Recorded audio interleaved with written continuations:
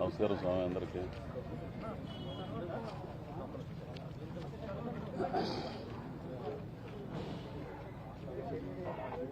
నా ఆరాధ్య నటుడు, ఆయన్ని చూసి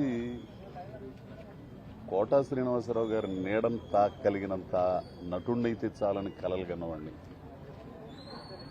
ఆయన నా మీద ఎంతో ప్రభావం చూపించాడండి.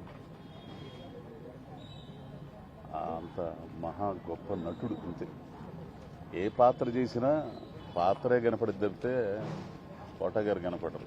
కొంతమంది చేస్తున్నప్పుడు వాళ్లే కనపడతారు తప్పితే పాత్రలు కనపడవు.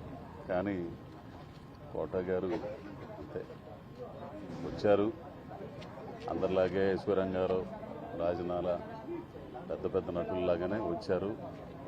వారి కార్యక్రమాన్ని వారు పూర్తి చేసుకున్నారు, వెళ్ళారు. కానీ కొన్ని తరాల వరకు ఆయన మిగిలిపోతాడు ప్రేక్షకుల హృదయాల్లో. నాలాంటి నటుడికి ఎంతో ఆదర్శనీయుడు నటుల్లో. ఈ రోజున ఆయన పరమోదయించడం బాధాకరమైన, కానీ భౌతికంగా ఎవరైనా సరే దూరం అయిపోవాలా, మన మనసుల్లో మాత్రం చిరస్థాయిగా ఉంటాడు.